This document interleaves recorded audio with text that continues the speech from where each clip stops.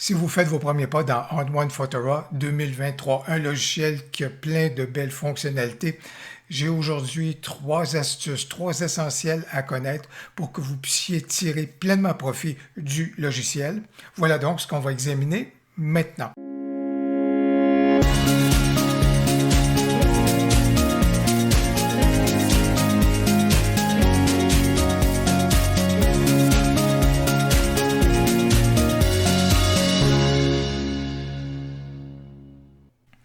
Aujourd'hui, ce que je veux faire pour les gens qui font leur premier pas dans On1 Photora 2023, c'est vous permettre de découvrir des éléments qui, au premier coup d'œil, ne sont pas évidents.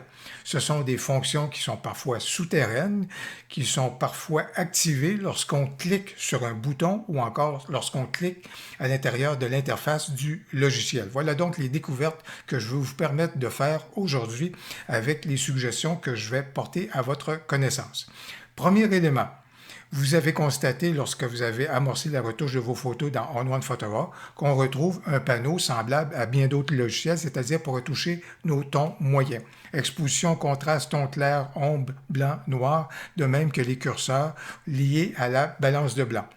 Voilà qui est intéressant, mais vous connaissez bien sûr ce qui vient avec, c'est le fait que si on utilise les curseurs à ce stade-ci, ça vient s'appliquer sur l'ensemble de notre photo. Par exemple, je voudrais augmenter le magenta dans mon ciel. Si j'utilise le curseur de teinte dans la balance de blanc pour augmenter le magenta, bien, vous voyez que le magenta vient s'appliquer à l'ensemble de ma photo. C'est évidemment pas quelque chose qui est souhaitable. Il faut savoir, et là c'est une belle astuce à connaître pour le logiciel, il faut savoir que ces curseurs-là que vous voyez sont repris dans certains outils, dans certains effets, comme on l'appelle dans On1 Photora. Par exemple, deux de ces outils-là sont le rehausser pour rehausser les tons ou encore le rehausseur de couleur.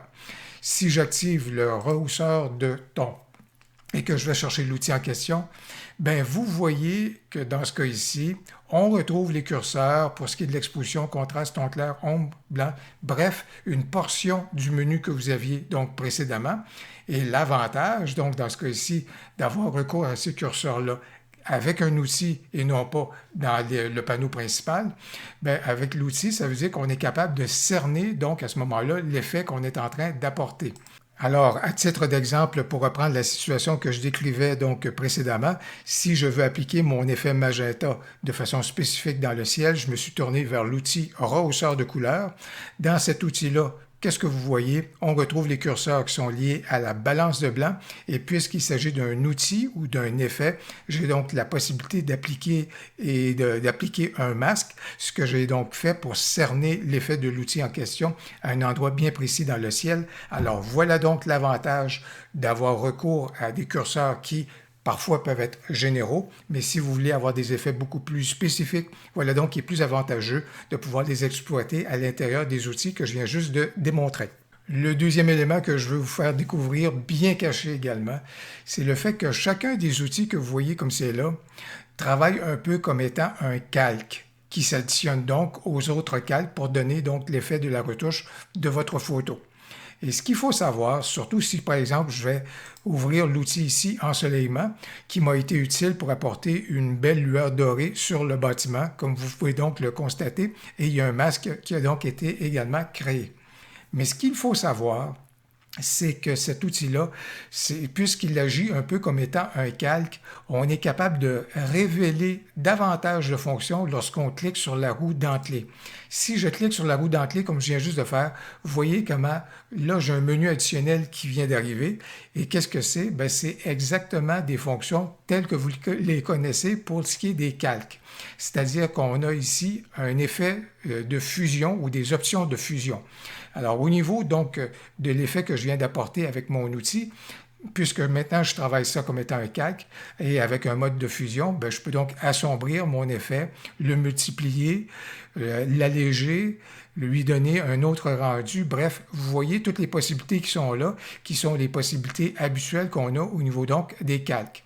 Alors, je pourrais bien arriver ici puis dire, je veux assombrir davantage l'effet en question. Alors, on accède donc à cela grâce à la petite roue dentelée. Et comme vous pouvez donc voir, il y a également d'autres fonctions qui viennent donc de s'activer et de se révéler pour que vous puissiez en tirer profit. Le troisième élément que je veux vous faire connaître, il est essentiel parce que les masques ont leur importance dans On1 Photorow 2023. C'est un des plus beaux atouts du logiciel. Masque en intelligence artificielle ou encore les masques qu'on est capable de créer de façon manuelle.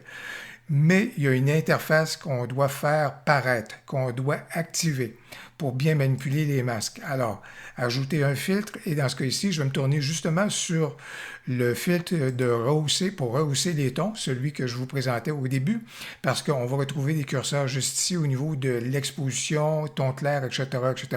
Et ce que je veux faire, c'est éclaircir un tout petit peu juste ici, là, l'allée qui mène donc vers le bâtiment. Or, je veux donc faire un masque qui va être localisé, pas sur l'endroit. Si je veux activer mon interface de masque, si je veux si je veux obtenir mes outils, on va regarder juste ici, on a l'intitulé donc de l'outil, rehausser les tons, mais l'icône qui est juste là est essentielle. Si je clique sur cette icône-là, vous voyez mon interface pour les masques vient d'apparaître. Mais non seulement l'interface des masques vient d'apparaître, mais les outils également viennent d'apparaître dans le haut de mon écran principal. Alors, voilà donc qui va me permettre de créer un masque. Je vais le créer de façon manuelle. Dans ce cas-ci, je vais donc peindre à l'intérieur, de ma scène. Je vais inverser. Donc, si vous voulez, le masque pour que je vienne donc créer un masque.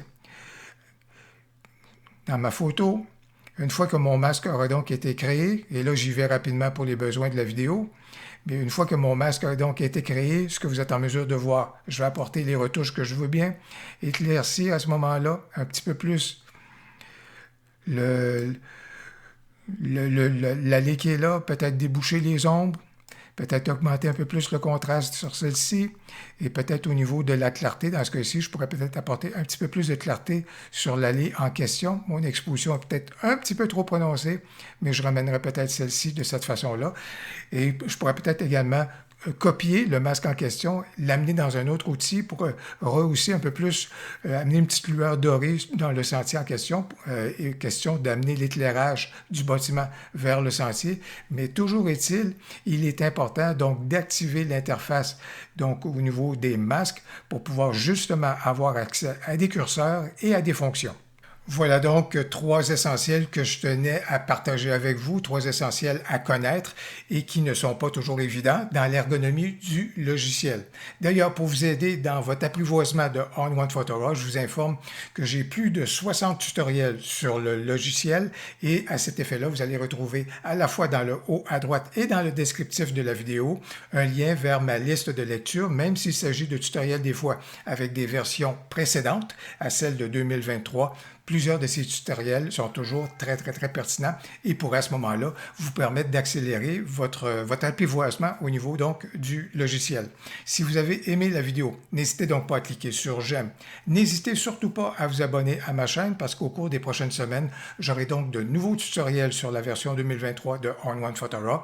Et à ce sujet-là, abonnez-vous et activez la notification si vous ne voulez pas rater les tutoriels que je vais produire à cet effet.